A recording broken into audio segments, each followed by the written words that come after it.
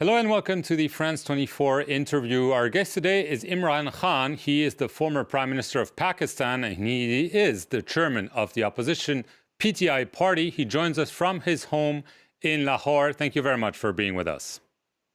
Pleasure.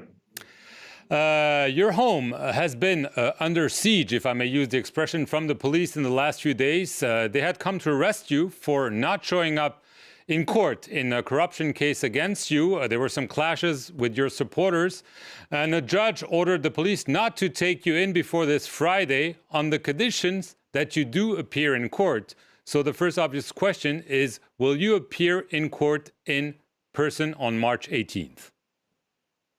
Well, I had protective bail, which is that the police could not arrest me till I appear in court on the 18th. I had agreed to appear in the court, and suddenly the police arrived in heavy contingents. I mean, it's unprecedented that in the head of the largest political party in a country, there were about 5,000 police and rangers. I felt as if I was some terrorist here. So they came in and they came to arrest me. Now, the point is that I had already protective bail. So why had they come to arrest me? But they didn't give any reason. And they just said that, look, we've come to take you away. So there was a clash with the supporters. There was a huge number of police. So I decided to give them an surety bond. If your lawyer gives an surety bond to the police that I will appear on the 18th in court, they couldn't have arrested me. But they refused to take the surety bond because they were determined to arrest me. And it was for the wrong reasons. It wasn't because they were worried about law. It was because they are scared of the coming elections on the 30th of April, and they wanted me in jail before that. And this is why they refused to take an surety bond. The law says if I gave them a surety bond that I would appear on court on the 18th, they couldn't have arrested me. But are you going to court on the 18th? Yes, of course I'm going to court on the 18th. And they knew it. And unfortunately, my house was a battle zone. There were tear gas shells all over this place. In our rooms, we couldn't breathe because of the amount of tear gas. And then they used rubber bullets and bullets. Right. They used cartridge and they used water cannons. And so, it's never happened in Pakistan before. Right. I mean, no political leader has ever suffered this sort of attack. What has never occurred in Pakistan, according to the Prime Minister, Shehbaz Sharif, is that a so-called political person, I quote him, is considering himself above the law. He's obviously talking about you, Imran Khan.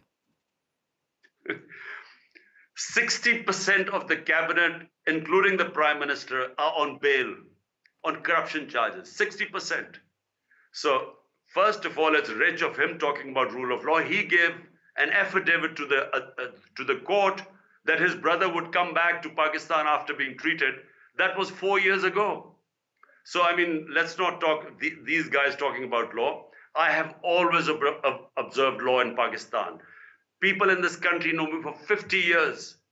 And I'm known in this country for 50 years as a cricketer, as a captain, as the one who's done more charity work, philanthropy, built 3 hospitals, 2 universities for poor. So they know me, and head of the largest party. I have never broken the law. To date, there are 85 cases against me in the last few months on blasphemy, on sedition, on terrorism, murder. One of my workers was killed in police custody 4 days ago, tortured to death, and they blamed me for his murder. So, I mean, this is just a level of victimization going on in this country is unprecedented. Main reason is they don't want me to compete in elections. Since in the last few months, we have had 37 by-elections. My party has swept 30 of them. So they know all the opinion polls show that they're going to lose badly in the elections. And this is all not about law. It's to put me in jail so that I don't contest the elections. Right. You blamed Shehbaz Sharif for being behind an assassination attempt against you in November. Do you think that he is directing the courts, the judges, the police to essentially take you out of the political scene. Do you really believe that, or are you exaggerating this to portray yourself as a martyr, Imran Khan? Look, I don't have to portray myself as a martyr because already my party is by far the most popular party in Pakistan's history. I don't have to do any gimmicks. But let me just say one thing. Shehbaz Sharif, the Prime Minister, the Interior Minister, who's Rana Snaula, they have a history of extrajudicial killing. They have corruption cases against them. Both were ousted. I came into power because people were reacting against for 30 years, these people have been in power. But the real power in Pakistan lies with the establishment. And the other person who's responsible for this assassination was this intelligence officer.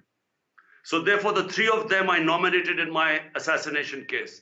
Now, they're still in power, and my life is under threat. The government itself says that my life is under threat. The real problem is, the reason why you see these supporters outside resisting my arrest is because they are worried that if they take me into prison, my life would be in danger because they are the ones who try to kill me. Plus, there's custodial torture of my chief of staff, our Senator Azam Swati. They were taken into prison, and they suffered the most humiliating torture in prison. That's why you see the fanaticism of my workers, because they are worried that once I go to jail, I'll be in the hands of the same people who are trying to kill me. Right.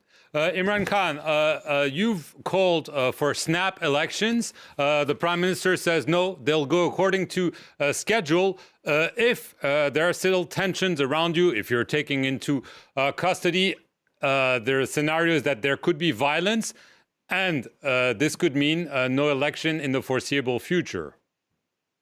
Well, Mark, let me explain.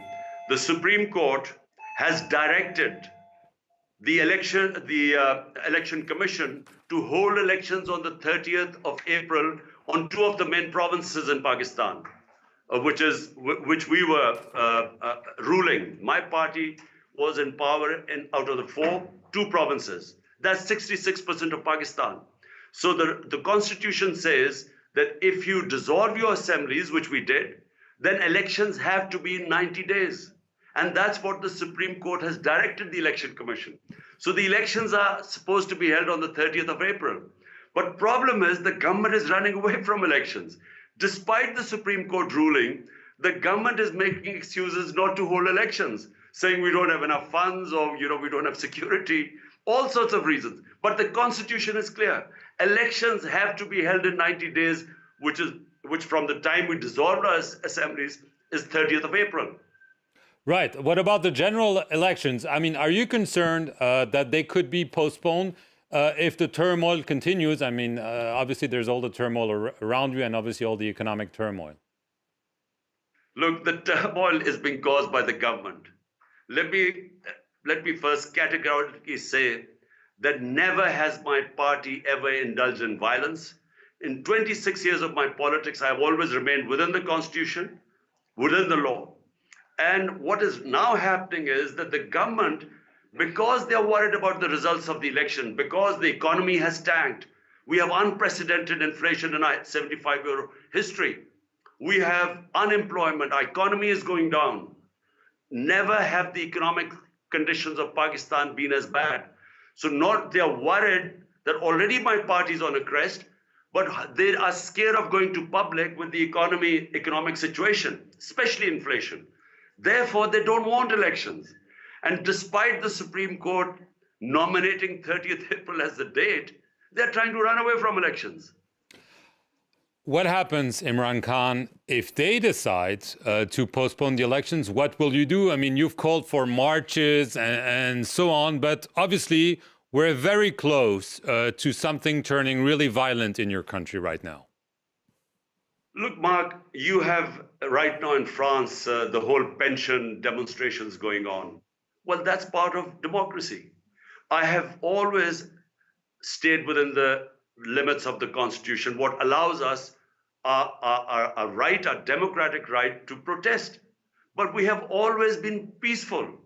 Now, what happened here in outside my house is unprecedented. First, 5 days ago, they gave us permission. The police gave us permission to start our election campaign by a rally. When our people were coming in to join the rally the next morning, suddenly they cancelled it.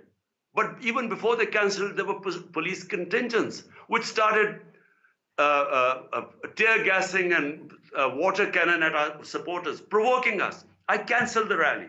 Next day, I tried to hold my election rally because the elections are announced. Again, they didn't give us permission. Again, I cancelled it. So they were trying to provoke us. And this time, while they just came in these numbers when my house became a war zone.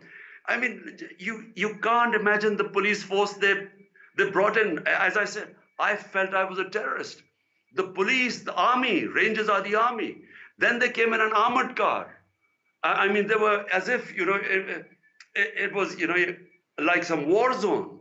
So the resistance from my people is for one reason. They are scared that they're going to pick me up, put me in prison, custodial torture, and then they know that these are the same people who tried to kill me. So that's why you see such people petrified that they should not arrest me.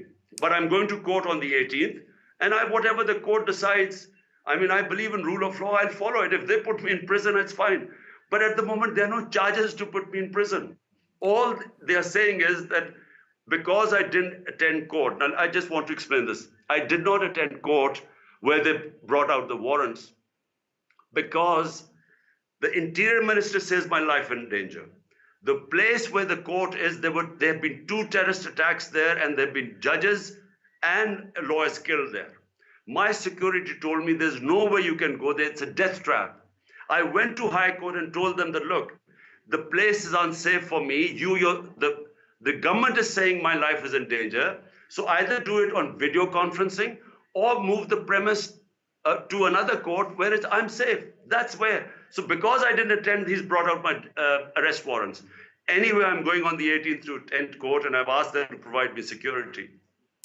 Imran Khan, I want to thank you very much for appearing here on France 24 from your home in Lahore, Pakistan. Thank you all for watching this edition of The Interview.